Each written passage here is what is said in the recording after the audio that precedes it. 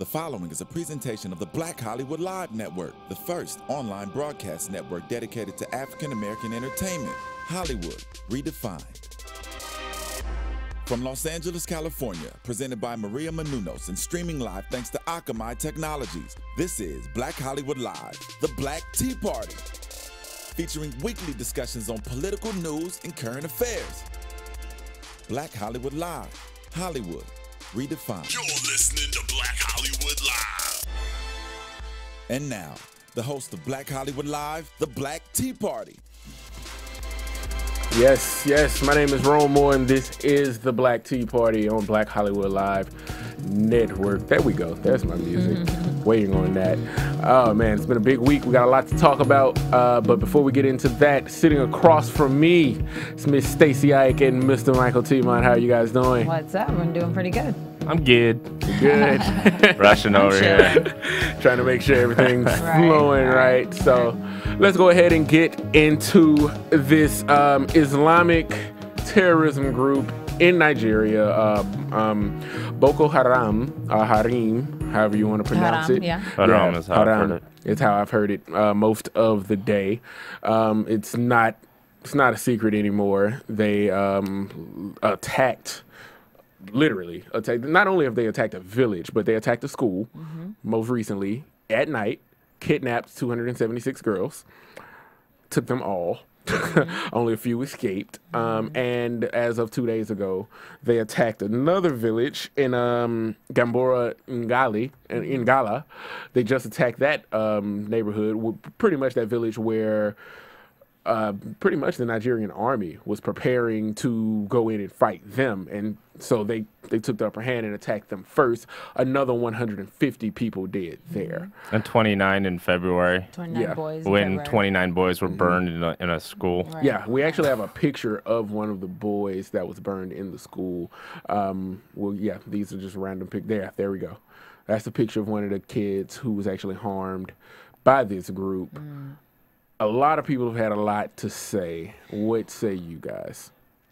Well, it's been an emotional week, I would say. I think just getting into it and getting involved, I was able to go to the rally this morning and do some reporting there, and just being around the people and the support. And Mike and I are both there, so it was really awesome to see the reaction. But it was really sad to just be a part of what was going on and really know the details. Once I started focusing on the details and figuring out like how long this terrorism group has been doing this, how long they've been invested in making sure that women and boys and girls do not have a career or do not have a future in any type of schooling. I mean, it really hit home, especially, I mean, I am Nigerian, so there was a lot of calling home and what's going on, getting some more, do you guys know anything? And it's been pretty crazy. Yeah, I agree.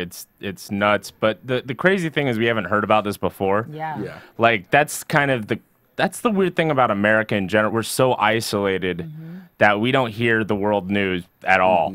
Like we didn't hear about the 29 boys burned in a. I didn't hear about it until this happened. And that's kind of the sad thing is it takes things like this for Americans, and I give that group credit. They were there. They're protesting. They're trying to bring some attention to this.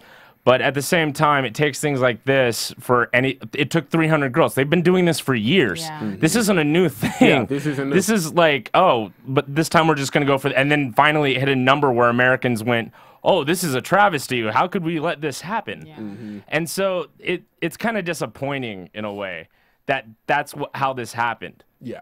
And I think I would love to speak to that. I think it's because we're desensitized. You know, I just feel like we hear some of the bad news, but we do not digest it. It did take 2 weeks for a reason. Yeah. It did take, it's been over 2 weeks at this point, and it's taken a while because we don't digest it. You know what I mean? That was, we were too busy worried about him and his millions, and not that it wasn't something to be worried about, it is, but every issue deserves what it deserves, the time it deserves. And I think the fact that it did take so long definitely speaks to the fact that we are desensitized to things that are going on outside of our bubble. Yeah. And in some cases, I understand that. We don't live everywhere else in the world. We only live here, but a part of our jobs as citizens is to be aware of what's going on with us all over the world. And Well, so, that's what we do the worst too. Yeah. Is we don't know any. Like in Canada, they learn all 50 states too. By the way, like or 50 states. right. 2 was. I got by what the you were way. trying to say. Right, yeah. right. How dumb did I sound right there? 2 TOO. Right. I mean, another thing that came out of this story is that the Nigerian government was warned about this. Yeah, they were warned. Amnesty International just did a huge story over there. They talked to a lot of people, and they were warned in advance that they were preparing this attack. Yeah. And still they did nothing. I have a quote from Abdu Agbe, who is the founder and chieftain of the opposition party, All Progressives Congress in Nigeria. He spoke to USA Today, and he said the same thing you just said. This has been going on for the last year and a half. How can the militant group be out-arm pretty much the Nigerian military when the Nigerian military has received $4 billion over the last 2 years? Well, I don't have an answer for that because that's a huge question, and I feel like there's so much more that we can go into that. But I will say that they were warned only 4 hours, and yes, if it was the American government, we would probably take a different type of approach, obviously. Yeah. And that's, but we can't really pinpoint like one country to the next. Like we have to understand the reason that they had to cry out for help for other countries is because they just don't have the manpower. And there's a lot of fear within that country, especially in the northern part of the country. And so the government can't, I won't say they can't, but I feel like they have probably tried before and have failed and decided that, and they're probably desensitized too. That's what I took out of it. They have probably dealt with it for more than a year and a half. We are just getting it. So we're now pumped up, and they're like, you guys have no idea. We've lost so many girls. We've lost so many boys. So yeah, we decided to take an action now, but that's also because of how we reacted. Yeah. But before that, I think they would have just been like, this is another situation we could probably fail. You know what I mean? So I feel like that's kind of what happened there. There's a lot of corruption going on in Nigeria that the UN and other organizations like Amnesty are looking at. So there's a lot of money funneling, and they think maybe to these militia groups. So somehow they're getting that aid money. It's funneling out. And there's a lot of corruption in a lot of every Africa. Yeah. No, well, I mean in Africa with the militias specifically. Okay. So I'm talking about a specific example of this. Yeah. But in Nigeria, the Congo, South Africa, these militias, it's like playing whack-a-mole. For every one, you kind of, we go with our drone strikes, like you hit one and there's 3 targets that pop up. It's like, it's overwhelming.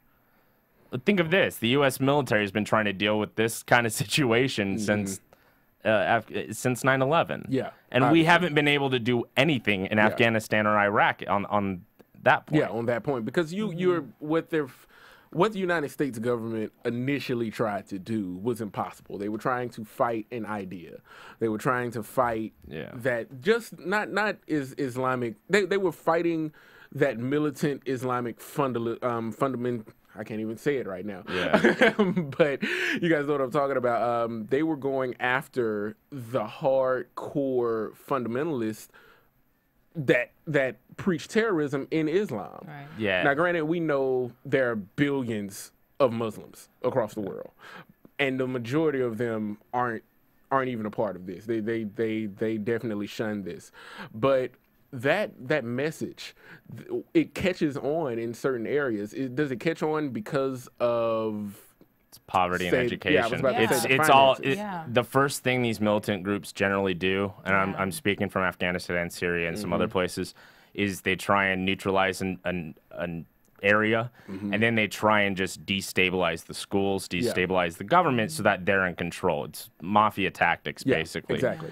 And then, like, even now there's things coming out. Not only have they taken kids, they have also bought them from parents to take. Like, and that's how dire straight these people are, where and this sounds crazy. It's like a weird Sophie's Choice where what's going to happen to this child, but to feed your other 3 kids, they're making these crazy decisions in desperation. We see that with their recruiting tactics with suicide bombers. Yeah. Most of these guys might not even agree with them, but they're so desperate. Yeah. They're like, well, at least my family will be taking. Will be fine. Yeah. Hey, you said you were Nigerian. I didn't know that before we came on today. Yeah. I tried to keep it out, but it came right out. So well, for something like this, it has to. Yeah. Well, yeah. I mean, like I said, I definitely had my moments because at first when I came, honestly, to be completely honest, when I heard the situation, it just didn't really register. It didn't make sense. And it wasn't that I was desensitized, it's just that I didn't really believe it. How could that even happen? Okay, well, we'll move on to the next day. Then the next day, there's another release. And then the next day, you know, so then you start focusing and paying attention. And then I started calling home, like who, and I have a lot of aunts and a lot of cousins and a lot of friends and people that I haven't talked to in years that it really was like, this could have been any of them. I mean, they don't live in the North, but just in general, thinking that somebody is out to get the women in my life that are trying to get education that are, you know, from 10 above or whatever, it was hard. So just calling like my parents live here. So asking them like, what did you guys think about this? And my dad said that when he was younger, this was not a thing. This just was not a thing. And this is very recent, I would say, in the past like 10 something years. So this is grown. Yeah. So it was just learning all those facts about how it works down there, you know, it was tough. So well, that's scary when you know you have family there, even if they're not in that area. You're thinking, okay, these guys are in Nigeria. Close, I have cousins and stuff there. Oh, how is the family? You know what I mean? It's insanity. Yeah. It like how do you can't even plan. I mean, I remember after 9/11 here, and not to these are two different situations, but the phone lines were tied up because it didn't matter that you knew someone in New York or not. People were calling each other just state to state. Like, did it happen in your state? Like, we don't know what's happening. We don't know what's happening. Georgia, So when you find 300 kids, well, my first number was, I think, 185 or 187. The number changed. And then the next day it went up to 225-ish, and now it's up to 300. So, like, it's over 3, I don't even know what the real number is. Exactly. And that's the scary part. I was telling Pat earlier that it's really hard for me to say who's been, you know, rescued, who's not, because we still don't even know how many we're taking. And I don't really know when we're going to find out because we're leaving it up to news sources to figure out. And if they're not there, how are they really going to know? Every news source, like, we barely get a little bit with the next report. Like, that's how I found out about the corruption. That was the one last thing I was able to see. And it's hard. Like, I can't blame them because, honestly, if they're not in the country right now, they're getting sources, they're feeding it back.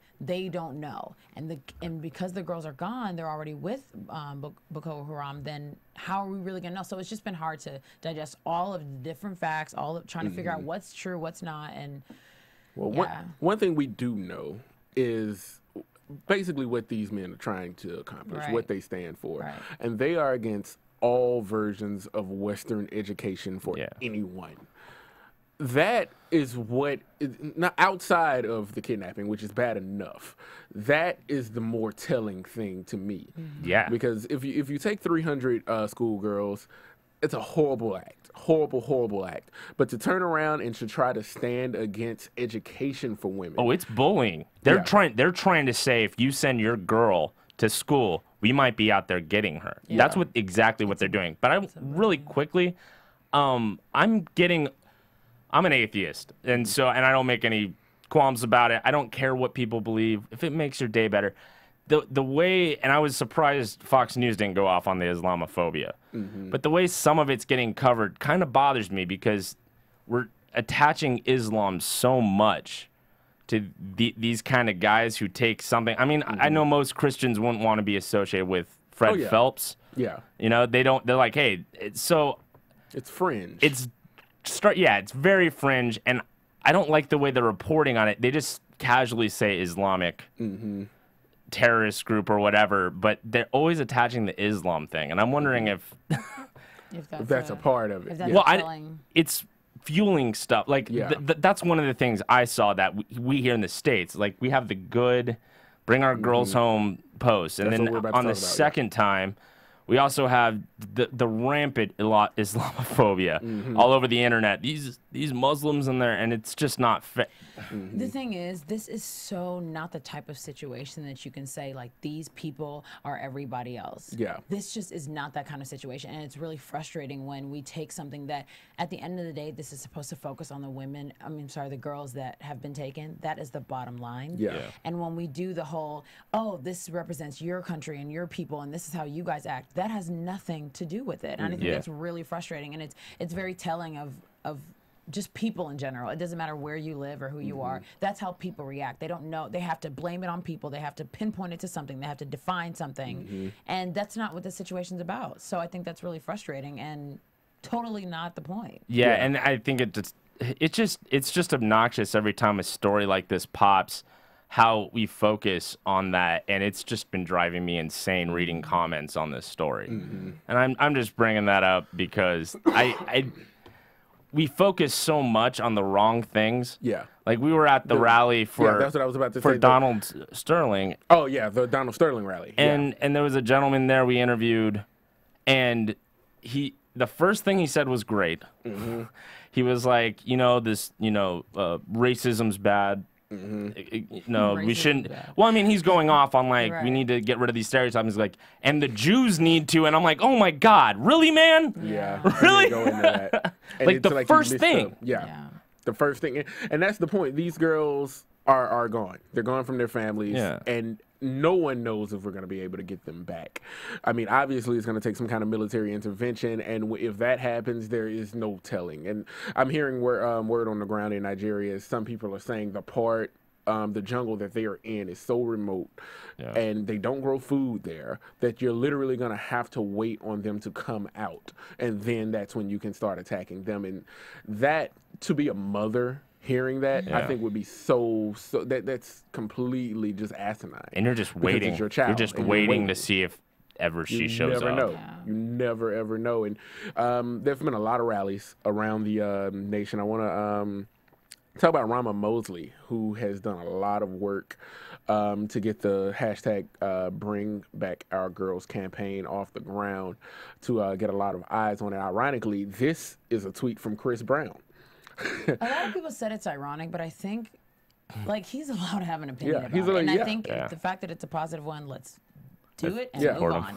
It is Because not, I think. Period. He's saying girls. And I'm gone. like, he didn't take any girl in the past and put her in captivity. Like, this is not the same situation. It's completely different thing. So I think we should just move on. And Rama Mosley, pretty much one of her quotes is, if we don't stand up and tell our governments that we care about this issue and that we as a community will not accept this, it will spread. And so far, the message of Bring Back Our Girls has spread in the United States and in Great Britain and a lot of first world countries. Yeah. But what difference? You guys were actually at the rally earlier today. Yeah. My question is, what are these rallies trying to accomplish exactly? That's Outside of my eyes? question. Yeah. You know what? Go ahead. I love that people try to do things, but if you guys remember Coney 2012, which is different, but people get really excited and want to do something, and then it becomes this big media blow up. It becomes trending. It becomes all over the news, and then something else happens, and we completely move on. So I want to see what is going to come from these protests. That's my question, because the honking's great. It's great to have people yelling and upset about something that's as horrible as this. But at the same time, I'm not saying she's doing anything wrong. I just want to see where it goes and what actual things are going to happen because of this. Well, I know that when I originally was asked to cover the rally, I did have my doubts, because my first thought was, what's the point?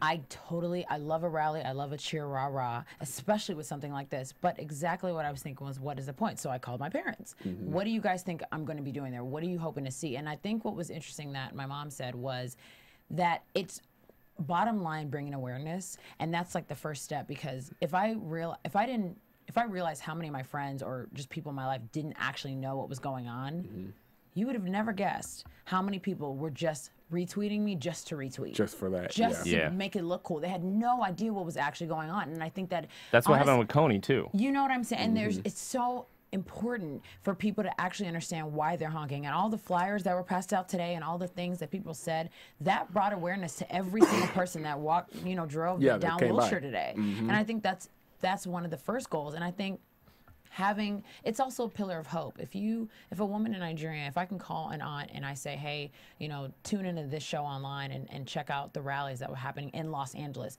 million miles away from where you live, I think that really signifies that not only are we crying for you, but we're praying for you, we're hoping for you. I think that's the bottom line of having rallies all over the country. When I tuned in online today and saw that there was one in Australia, I had a moment. And I think that's important. I think that's important for the women in Nigeria to see, for the mothers, for the fathers. I think that's the bottom line.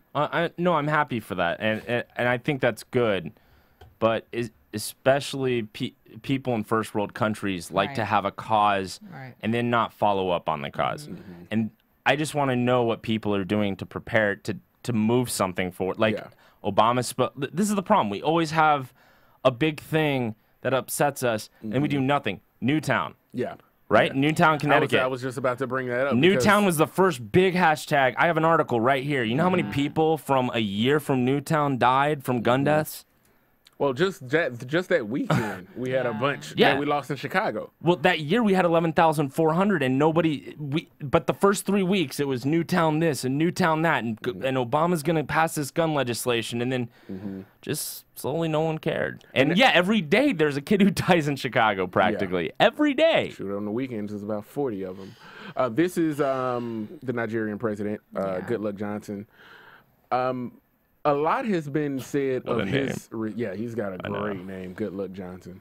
But what has been names. made out of his response to this? Because he's taken a lot of criticism. Now, granted, I don't know the internal conflicts in Nigeria. I don't know I don't know their budgets. I don't know the problems when it comes to the top man and it feeds down what happens. But to me, he's been derelict of duty in this situation because now it's too big. Now it's bigger than him. Well, he failed by not sending troops when they knew that this was going to happen. Well, when they knew it was going to happen, they sent troops. did send, Yeah. yeah, And then they they only decided sent- no, Yeah. they pulled out because they decided they didn't want to lose lives. Well, they sent 17 were Is that there. what I heard that That's there were what I read in The definitely- Guardian. I read that Yeah. they definitely sent some people, and they sent some people to protect. But I'm not sure. I wasn't sure about the line between how far they went and Yeah. if they got killed by the Boko Haram. So I'm not really sure. I know one person did, according to CNN's reporting. Okay. Which One is person still- what? One person did die in trying to defend the attack. Right. Okay. Yeah. Yes. I did and read that. Yeah. There were 17 of them. Yeah. But at the same time, 17. Yeah. How big? I'm not sure the exact number of the Nigerian army. I know it's nowhere near the United States Army, and there's no way we can put those two on the same pedestal because the United States Army, the United States military is bigger than the next 10 militaries combined. Yeah. But at the same time, when you have that type of threat, and you send that small a number, and then there are reports, Mr. Agbe that I spoke about earlier, even said sometimes the army shows up and it leaves, or it shows up or it doesn't show up at all. Has this become such a everyday occurrence in Nigeria that now it took Yes. over 200 and over 300 schoolgirls to be kidnapped, really, for everyone to pay attention because this is going on so long? I'm gonna say it's definitely about being desensitized. I mean, we can't really step into their shoes. Like, it's easy to say, like, think about it if it was your house or your house, but it's not. It's not. And for this to have happened to in America, I mean, it'd be let's just different. exactly Yeah. just imagine how different this. I mean, just yeah. imagine like if Obama got a warning 4 hours ago, shut down, we would never know. Yeah. You know what I'm saying? Yeah. So it's just it's hard for us to say this is how they should have reacted and this how. Of course, we are supposed to sympathize with the women and the mothers and the fathers and say like, why didn't you protect them? And I still believe that, but we have to understand the government that we're dealing with. They don't have the same means. Yeah. Bottom line, and They I think don't. them being so desensitized to things like this happening on probably a daily occurrence, and which is just a whole nother conversation. But I think that's what it is, and it's really sad that it took, because my initial reaction to them not reacting to the American for us crying for help and them saying, okay, let's wait. It took about 11 days for them to Yeah. was it 11 days I think 11 okay from for the them to incident, actually yeah. for them to accept our help or whatever the case is. I think that shows how much they felt they could deal with this themselves. We've got this, we know how to do this, We can do it. Yeah. but that's just not the Obviously situation. not. It's not the case. Yeah. And I think there's going to be some corruption things that come out at the end of this that really highlight what happened. I'm hoping that happens. Yeah. And then his targeting of schoolgirls, it says so much, like I said earlier, between, the fact that they're trying to get an education. They're trying to learn. They're trying to better themselves. Their parents are actually, I know they're sacrificing to have them in school. and here he comes to literally take away the hopes and the dreams of a nation, because that's the future. That's the future of a nation are the kids in the educational system, and he just comes and wipes it away. I mean, we'll keep watching this story. We want to find out what's gonna happen. I know the rallies are good to bring awareness, but I'm also wondering what are the practical solutions. I want to be optimistic. I don't want to say like, oh, this rally meant nothing. That's not what I'm trying to say. Yeah. Definitely not. But I'm always skeptical because, like I said, we like to get on, like you said, the cheerleader wagon where we're like, let's go get them, and then we find something else to go cheer about. Yeah. So I want to see. I want Obama in this case to somehow intervene a little bit and maybe lend them the special force help they need. So that would be nice to see, like at least something to try and get some of these girls or get answers, something, anything at this point. Yeah, That's definitely. it. Well, let's move on to a little bit of local news. It's one of my favorite topics to talk about this week. I love Leslie. Last week, and especially speaking as, stand-up comic, and you also are a stand-up comic. He did tell me that. He goes, okay, we're probably going to be pinned up against you. I just want you to know, like, before we even started the show, I was like, what do you think about it? He's like, we'll talk tonight. Yeah, we'll see. We have no idea what you're going to say. I'm not even sure. Okay, let's just go. Leslie Jones, good comedian. She's been around for years. She's great. She was on Saturday Night Live last Saturday, and in her bit that she did, she pretty much equated herself to a slave. Now, I will give this context. Right. She was speaking about Lupita Nyong'o, and because she won in what was it, a magazine? People's most beautiful person. Yeah. Whatever bullshit award that is. And she was saying that she would never be on a list like that. Right. But if this was back in slavery time, she'd be the #1 slave draft pick. Right. She'd be the first person off the plantation because she's 6 feet tall, and that is legit. I've spoken to her. I've met seen her. In person. Yeah, she is not a small woman. She's tall. But everybody's is in an uproar because she pretty much said, if I was a slave, I get plenty of dates. That was the essence of what she was saying. As a comedian, everything is fair game to me. I love when comedians step right up to the line, look at it, spit on it, and keep going.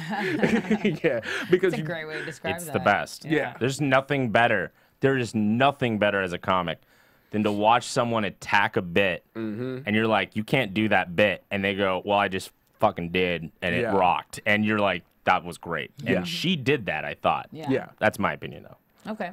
So is this my turn? Yeah. Sure, yeah. Okay, so I'm Which assuming, side are you on? No, I'm assuming you guys are expecting me to say, like, I'm so hurt and I can't believe she went that way, but I'm so not thinking that. Like, I'm thinking, girl, do you? That's, I mean, because to me, she's a comedian, and I think of myself as a comedian. But anyway, I would if I had to take a plunge sometimes you do it. Sometimes you literally punch it in the stomach and you take the joke running. So I don't have a problem necessarily with the joke.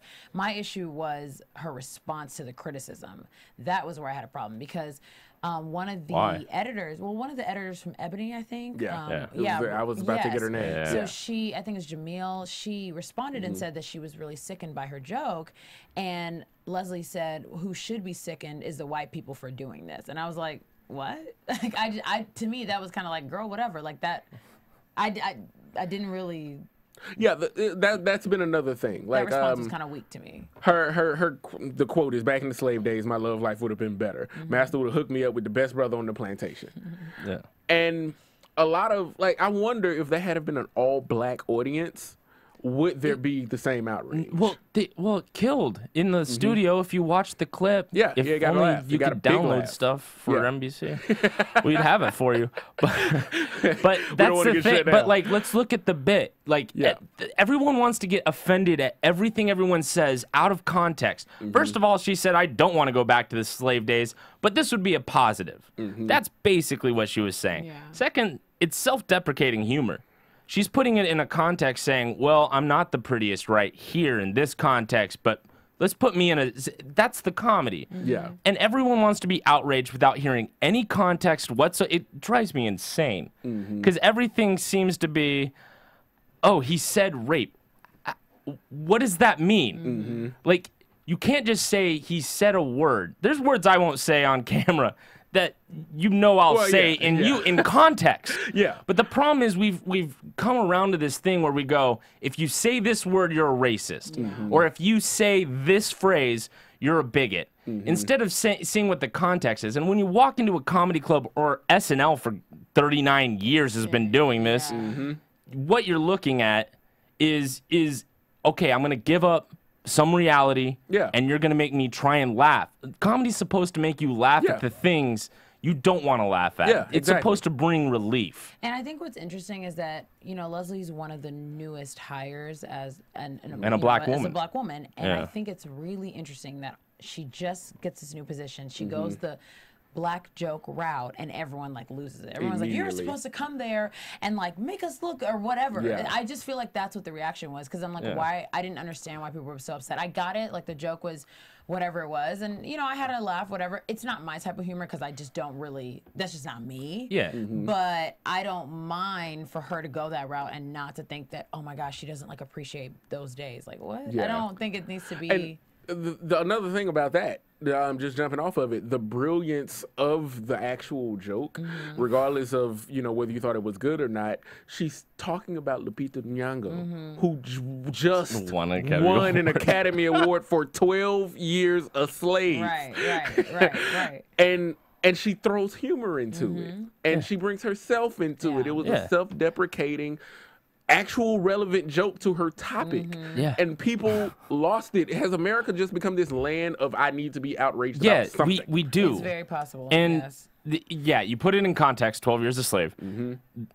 How Leslie's physical features, she's 6 foot tall. She's she's giving a total context, and people are choosing to just be outraged because she brought up slave. And by the way, Key and Peele didn't get anything. I tried to look up oh my gosh, a thing. Exactly they did this slave auction bit where they're sitting there mad that they're not getting higher bids, and they keep taking A, and they're like, I want to go to A, and they got nothing. I couldn't. So I think it's more sexist than anything. How come they're allowed to get away with that, and then you guys fight to get a female black cast member? They give you 2, and then Leslie Jones has a body of work you can go back to. Yeah, it's a lot.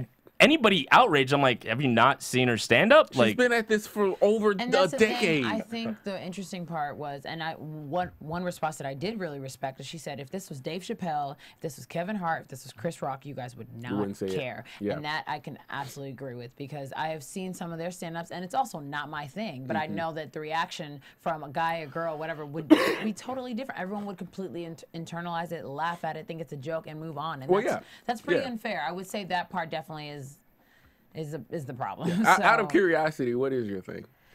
I mean, I'm just not, I don't really like swearing Steve that Martin. much. Okay. Yeah, I can't. Steve Martin. He's funny. Hey, he is funny, by the way. I'm not. He is funny. I'm saying because I thought of the goofiest white guy could. No, that's very true. See, I just can't handle too much curse word. I can't really handle that. So I only got through Laugh at My Pain 20 minutes. I couldn't do the whole thing. This is not me. Wow. Okay. That was a big special. That was funny. I know everyone went in on me what's wrong with you? It's hilarious. Yeah, I'm sure it was. It's just not. It's just not you. Sometimes I got to do it with a little less, craziness. I can understand that. Yeah. I mean, because that's you. I can do Steve Harvey. I knew. Called it right. See, but clean Steve Harvey or clean Steve Harvey. I've actually done both and been okay, because the not clean Steve Harvey isn't Dave Chappelle in any sense. So that's kind of where I stand. But just jumping back off your point, Dave Chappelle did a racial draft on his show. Racial draft? Black Ku Klux Klan member sent the player hater ball back in time to the slave times to get revenge. Roots outtake. I can keep going. He's got so many, and no one has ever said anything. Yeah. Well, are we sure of that? I'm sure someone said something. A little bit, but really, his first wasn't episode, this is more my comedy nerdness comes out. His first episode got huge ratings because of, he got talk because, and it was like, oh, look what this is edgy and this is new, and but in a positive light when it came to the Black Ku Klux Klan member. Yeah.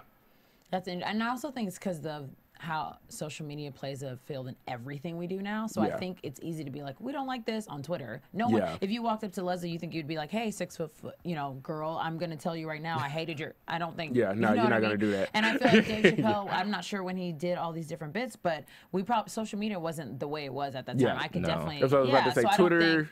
So maybe if someone says something, Twitter wasn't there for them to say it. Yeah. So that's and what it is. Twitter has made it so easy To attack for anything. For you to attack anything, for outrage to just become this hot topic thing. It's just boom, thing for the moment. Hashtag this, hashtag that. I'm angry. And it just goes on and goes on. And now I'm wondering, America has become this place where you have to be so politically correct at all times. Yeah.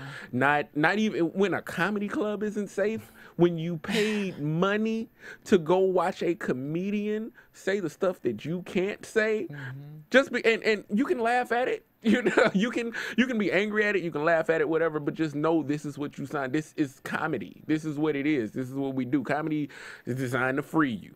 It's designed to relax. It's designed to make you think. Yeah. Like good comedy is designed to make you think. Yeah. Well, I mean, and there's a place for comedy that's mundane or just storytelling. I'm not. But this is her comedy. Yeah, that's her. And if you know Leslie, this is her. Yeah. And Saturday Night Live knew what they were doing. When they put her on, and I don't understand why people think they get to decide what her act is, comedy is, what her idea of the world. When you do comedy, it's your vision of what you see around you, your world. And what's funny about this is on the heels of so many people complaining about SNL not having any black actresses because they didn't. And that's the thing. I feel really bad because, like I said, you got an amazing comedian. She is an amazing comedian, and the first thing you do is attack her because she's not doing the comedy that you prefer, that you want to see, or that you want in your light, or whatever. So. Overall, I mean, it's probably a little over exaggerated. I mean, she's funny. Let her be her. Yeah. If it's not you, change the channel. Yeah, like, pretty much. And this is the same show that gave you Eddie Murphy as Buckwheat. You know, it's just how much more edgy do you want to get when it comes to that? Yeah. You look like you were about to say. Oh no, I mean I just don't like the way they're attacking her. First, it's like I think her first appearance on the show. As like a commentator type person, and so on the flagship part of the show, Weekend Update. Yeah, and it's huge. So they're obviously saying this is fine. Like, I mean, boycott SNL if you want. Like, comedy is such a weird thing because everyone has their taste. Yeah. Like people are rare. Like I like everything. Jerry Seinfeld, Chris Rock, Bill Burr. I like it all. So same here. We talk about this all the time. Like, that was really funny. Go ahead. He didn't hit you with Steve Martin. He was like, Steve Martin?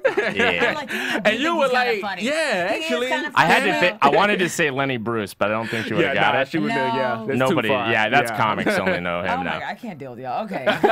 She was like, it's inside baseball. Have you know that I find Steve Martin hilarious. I think other people are funny too. You know, let's okay. No, I'm not crapping on it. But SNL's not even, they've done edgy stuff. Like the week before, they did a sketch with Louis C.K. On, it made white people look hilariously dumb when it comes to black culture because he was a BYU professor that taught African American studies. Oh, I gotta go back and watch that. Yeah, you gotta go watch it. It's really funny, and he just doesn't know anything about the culture. He's like they're answering like their actual world, and he's going in 1965, like like how white people will sometimes adapt and learn African American history. It was a fantastic, but like there were some offensive things said there. No one said anything. Yeah. Louis uses the N-word on stage. He's done it on stage, and he still does. He doesn't. He goes, if you don't like it, get out of. Yeah, it's always in context, and he doesn't. Well, his whole thing is it's dumb. It's just a word. Yeah. Which you can take that for what you will. That I would say is a little bit more debatable because I can understand. At least I can understand that outrage. That's gonna hit people more personally. You mean him? Yeah, I mean him saying. Yeah, but except nobody's mad. Which is very interesting. Yeah. Maybe it has something to do with him being a guy. That's what I think. I think this is a sexist thing more than a black thing. I think they're being sexist and saying women should be like this. You should tell Leslie's doing a toned down version of what Chris Rock has done. Oh yeah. This is not that risque. Yeah. Leslie's doing a toned down version of what Leslie Jones has done. No, I know. I was gonna say. Well, I'm saying, do you remember what was the character's name? The one Chris Rock did, Which black, one? the one where he's He can't remember. He wore African garb and it was like kill the white man type stuff. Oh yeah, I know what you're talking about. I can't remember it. I can't remember the character. See it. You know exactly what I'm talking about. See it. Like he did that. I'd find that way more like he's talking about killing white people in that band. Like Eddie Murphy would kill the white people.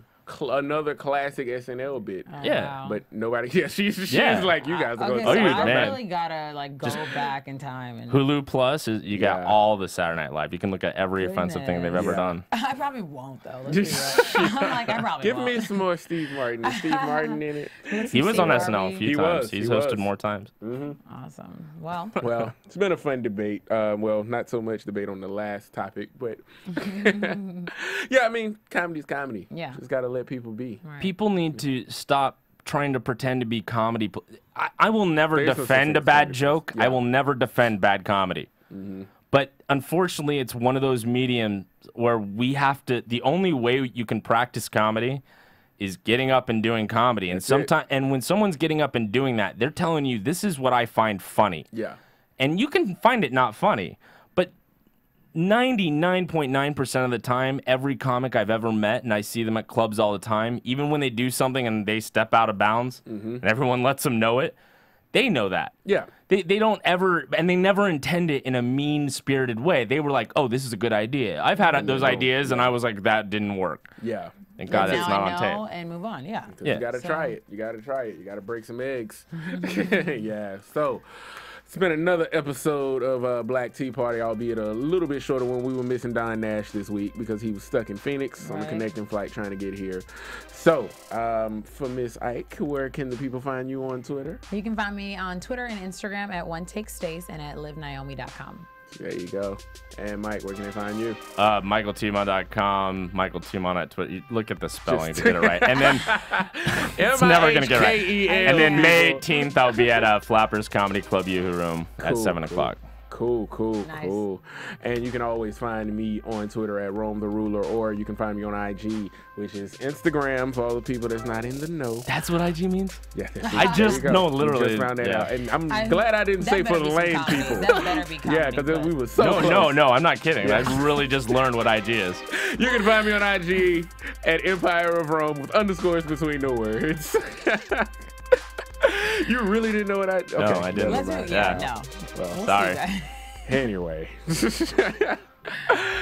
For Mihkel Teemant, for Miss Stacy Ike, and for Don Nash, who could not be here, but he better be here this week. I am Rome Moore. This is the Black Tea Party on Black Hollywood Live. We are out. Thank you. See ya. From producers Maria Menounos, Dario Kristen, Tiana Hobson, Kevin Undergaro, and the entire BHL crew, we would like to thank you for supporting Black Hollywood Live, the first online broadcast network dedicated to African American entertainment. For questions and comments, contact us at info@blackhollywoodlive.com. Like us on Facebook, tweet us, or Instagram us at BHL Online. And I'm your BHL announcer, Scipio. Instagram me at Planet Scipio. Thank you for tuning in. Hollywood Redefined. Redefined. Yeah. From producers Maria Menounos, Dario Kristen, Tiana Hobson, Kevin Undergaro, and the entire BHL crew, we would like to thank you for supporting Black Hollywood Live, the first online broadcast network dedicated to African American entertainment. For questions and comments, contact us at info@blackhollywoodlive.com. Like us on Facebook, tweet us, or Instagram us at BHL Online. And I'm your BHL announcer, Scipio. Instagram me at Planet Scipio. Thank you for tuning in. The views expressed here are those of the host only and do not necessarily reflect the views of BHL or its owners or principals.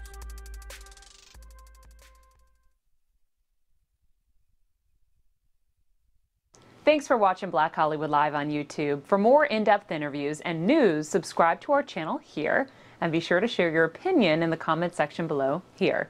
See you soon, everyone. Bye.